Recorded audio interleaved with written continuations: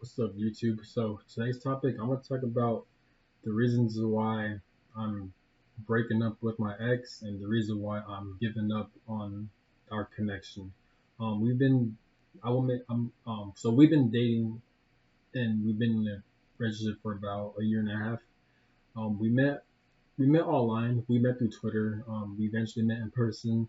We hung out a lot, and then we actually barely see each other in person. But the times we were able to see each other in person, it was for like it was pretty good. We spent as much time as we did.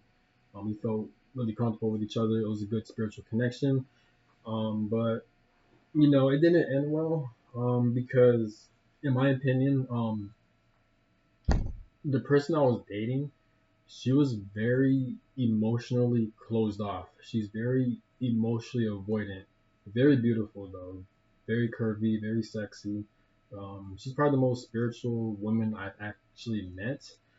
But unfortunately, how her mindset and her tendencies, it rubbed me off the wrong way because I'm my attachment style due to trauma is it's called an anxious preoccupied attachment style. So pretty much I cling on due to like abandonment wounds and stuff like that through my upbringing because I wasn't properly nurtured growing up. So naturally I attract avoidance, emotionally avoidant women. So and all my exes I've dated, they're all emotionally unavailable. Um and that's what God or the universe or my higher self or my spirit wanted me to experience in this lifetime so I can heal that shit and I could teach other people, unfortunately. I believe I am ready for a healthy relationship. I've been ready, but the universe or God, unfortunately, we don't have free will. So God or the universe, they'll put us in certain situations that they want us to experience just for the fuck of it, pretty much. So it is what it is, though. But yeah, but all my life, like all the people I've dated, they're very emotionally unavailable. So yeah, but yeah, so that was the main problem with her. She was very emotionally unavailable. She's very like emotionally closed off, very dismissive, avoidant, and that caused a lot of issues. That caused a lot of conflict. Just a lot of like issues. So where I was getting fed up and I was getting frustrated, and I was trying to get her to open up, and she just wouldn't. She's very cold-hearted, and it's easy for her to ghost. It's easy for her to shut down.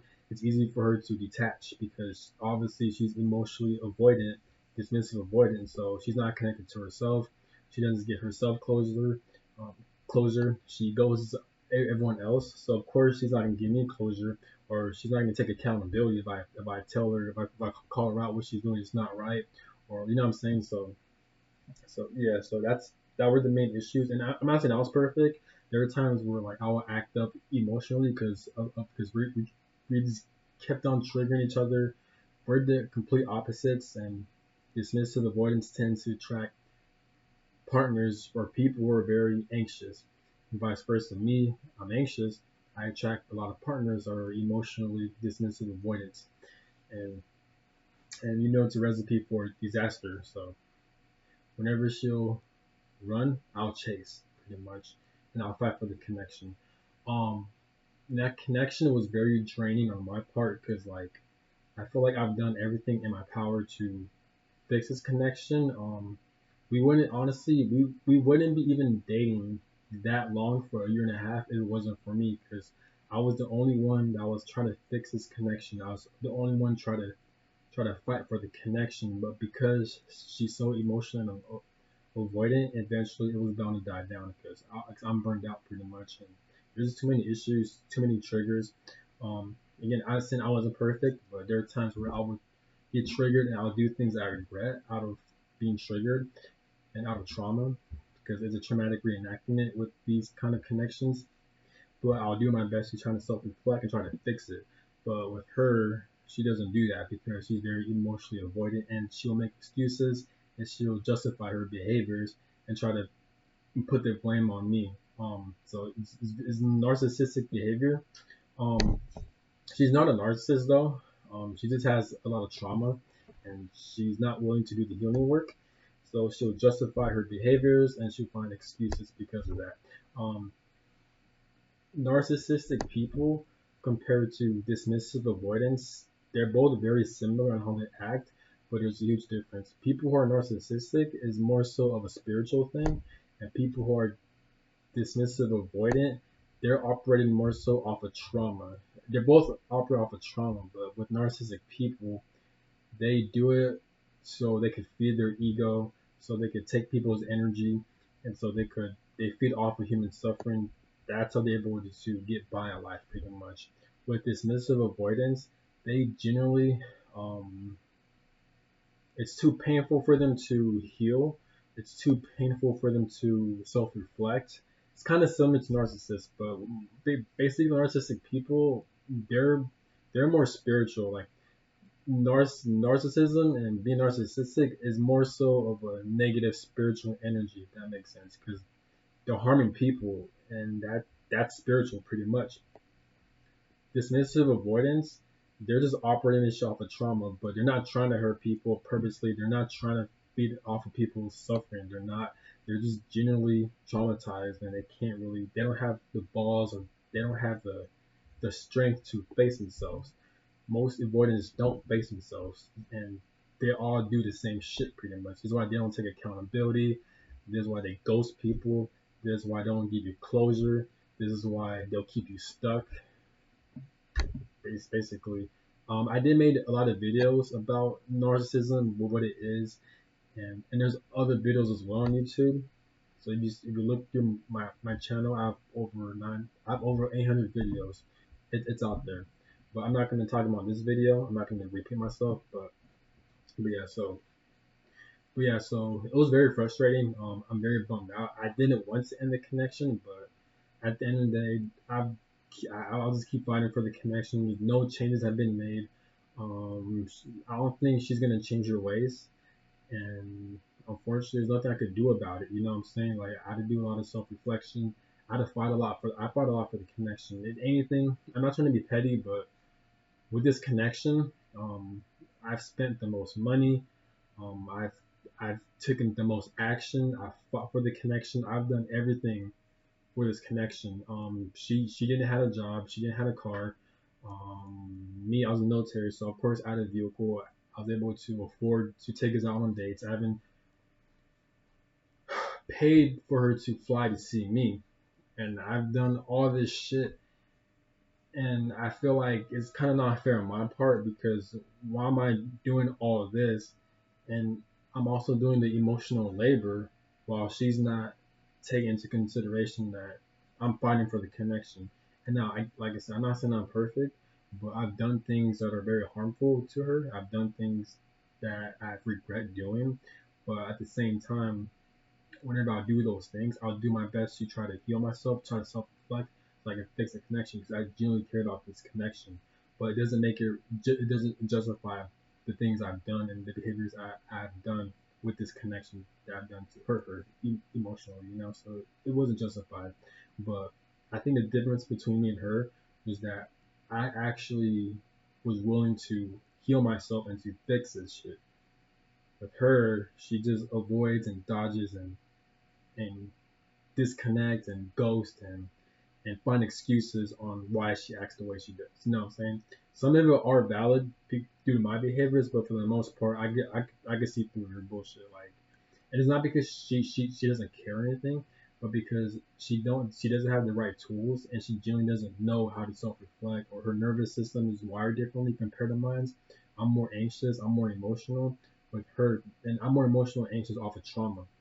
With her, she's more closed off and she shuts down pretty much. So we're just not a good fit. It's pretty much a karmic connection. Unfortunately, I didn't want it to be like that, but you know, God has a plan for everyone, no matter how painful it is and how much bullshit it is. It is what it is, though. It's gotta have faith at this point that a better connection will come in. You know what I'm saying? So pretty much all my exes, they're very dismissive, avoidant. They're very emotionally closed off. So you know, it's been rough. All my connections have been very spiritual as well. To where whenever I was in connections with these people, it wasn't shallow. It was very spiritual. Where like I couldn't get these people off my mind. I felt their energy. My nervous system will overstimulate. um, there are so many synchronicities within these connections, so much spiritual shit that was going on, pretty much like repeated numbers. I'll see their names. It's not obsession either; it's spiritual because other people experience this shit as well. Um, and I made other videos as well that I explain more about it, but yeah, I'll go more into detail. But in my past videos, but I don't know, my nose so itchy. Um, but yeah, so a lot of a lot of synchronicity. I'll feel their energy.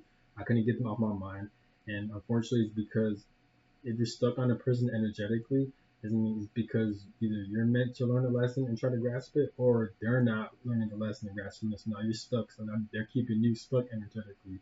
As fucked up as that may sound. But yeah, but I'm just fed up, man. I'm sad. I'm hurt. I'm angry. I'm frustrated. Because I put in so much work. I've spent so much money, so much energy, so much emotions into this connection, only for it to end abruptly, end so quickly. I'm like, dog, like, does God even see my hard work? Does God even see my heart? Like how much work I've put in, only for all it just to end at a quick instant, just like that? It's fucked up, man. It really is fucked up. Like it's very frustrating.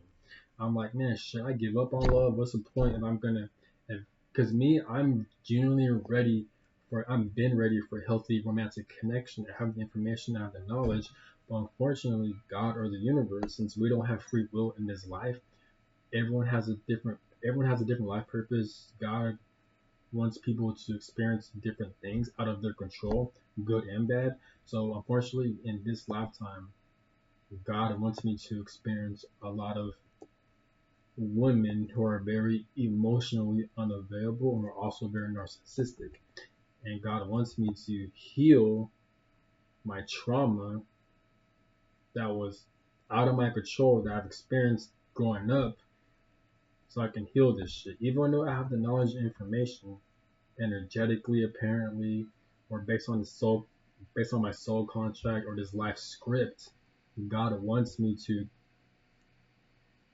forcefully be around women who aren't good for me, pretty much.